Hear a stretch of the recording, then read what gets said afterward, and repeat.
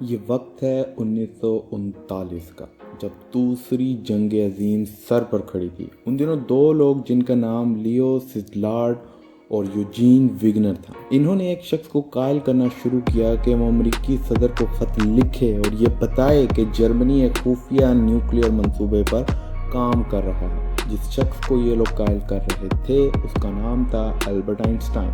یہ 20ویں صدی کا سب سے بڑا سائنسدان تھا اور اس نے نیوکلیئر بوم کا فارمولا یعنی کہ E=mc² بنایا تھا۔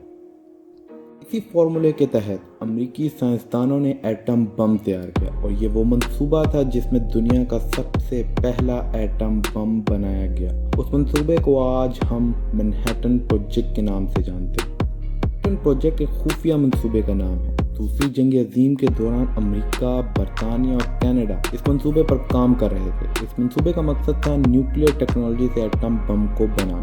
اس کا زیادہ تر کام امریکہ کے حصے مینہٹن انجینئر ڈسٹرکٹ میں ہو رہا تھا، جس کی وجہ سے اس کا نام مینہٹن پروجیکٹ پڑ گیا۔ اس منصوبے کا آغاز امریکہ نے تب کیا جب البرٹ آئنسٹائن نے امریکہ کو ایک خط میں لکھا کہ جرمنی ایک بہت ہی خطرناک اور طاقتور بم پر کام کر رہا ہے اور نیوکلیئر ٹیکنالوجی کی مدد سے وہ ایٹم بم بنا رہا ہے۔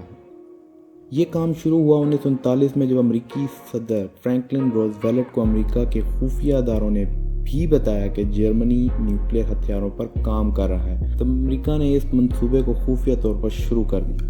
بہت سی یونیورسٹیز کے اساتذہ، قابل طلبہ اور سائنسدان اس منصوبے پر کام شروع کر دیا۔ یورپ میں جب فاشزم اور نازیزم کا اثر عروج پر پھیلا تو 1939 میں یورپ کے بہت سے سائنسدان امریکہ آ گئے۔ اب 1940 کو $6000 اس کو شروع کرنے میں لگا دیے گئے یا اس منصوبے کی تحقیق کرنے میں لگا دیے گئے، جس کی سربراہی LJ برگس کر رہے تھے، جو ڈائریکٹر تھے نیشنل بیورو آف اسٹینڈرڈ کے۔ اس ایڈوائزر کمیٹی کو تبدیل کر کے نیشنل ڈیفنس ریسرچ کمیٹی بنا دیا گیا۔ اس کے بعد اس کا نام پھر سے بدل دیا گیا۔ 1941 میں اس کمیٹی کا نام بدل کر office of science research and development یعنی OSRD رکھ دیا گیا۔ 6 دسمبر 1941 کے دن امریکہ نے کمیٹی کی قیادت وینور بش کو دے دی، جس کا کام یہ تھا کہ وہ یورینیم سے متعلق تمام معلومات اکٹھی کرے اور اس منصوبے پر کام شروع کر دیں، کیونکہ ایٹم بم کو یورینیم سے ہی تیار کرنا تھا۔ اسی وجہ سے یورینیم پر تحقیق ضروری تھی۔ یہ کام شروع ہی ہوا تھا کہ امریکہ کو ایسا دھچکا لگا جس کا امریکہ نے کبھی سوچا بھی نہیں۔ دسمبر 7، 1941 کے دن امریکہ کی بندرگاہ جو کہ ہوائی میں تھی، جسے ہم پرل ہاربر کے نام سے جانتے ہیں، جاپان نے اچانک حملہ کر کے امریکیوں کی نیندیں اڑا کر رکھ دی۔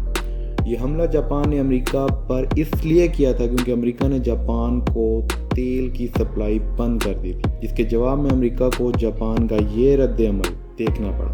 اس حملے میں تقریباً 1200 امریکی زخمی ہوئے اور 2500 انسان جان سے گئے۔ اس کے ساتھ ساتھ 18 بحری جہاز بھی تباہ ہو کر سمندر کی گہرائیوں میں چلے گئے، جس میں 5 لڑاکا بحری جہاز بھی شامل تھے۔ ان جہازوں میں امریکہ کی بحریہ کے بڑے جہاز شامل تھے جو بہت قیمتی تھے۔ ان جہازوں میں USS Arizona, USS West Virginia, USS Nevada, USS برونز اور USS کیلیفورنیا شامل تھے۔ تقریباً $1.60 کی لاگت سے ایک بحری جہاز بنایا گیا تھا۔ اس کے علاوہ امریکی پرل ہاربر بندرگاہ بھی بری طرح سے تباہ ہو گئی تھی۔ یہ حملہ اتنا شدید تھا کہ امریکہ کو بھی دوسری جنگ عظیم میں کودنا پڑا اور امریکہ اپنے اتحادیوں کی طرف سے دوسری جنگ عظیم میں کود پڑا۔ اس حملے کی وجہ سے امریکہ کو بھی جنگ میں آنا پڑا۔ پہلے امریکہ نے اپنی فوجوں کا رخ جاپان کی طرف کیا۔ ابھی جنگ جاری تھی اور مینہٹن منصوبے کو 1942 میں صدر کی منظوری کے بعد باضابطہ طور پر ایک فوجی اقدام میں بدل دیا گیا۔ اب مینہٹن پروجیکٹ کی قیادت فوج ہی کر رہی تھی۔ ان دنوں امریکی سائنسدان یورینیم کے رد عمل کے اوپر تحقیق کر رہے تھے۔ ابھی تحقیق جاری ہی تھی کہ جاپان اور امریکہ کے درمیان جنگ تیز ہو چکی تھی۔ پرل ہاربر کے حملے کے بعد جاپان نے فلپائنز اور بہت سے جزیروں پر قبضہ کر لیا۔ مارچ 1942 میں جاپان نے ڈچ ایسٹ انڈیز، جو آج انڈونیشیا کہلاتا ہے، اس پر بھی قبضہ کر لیا۔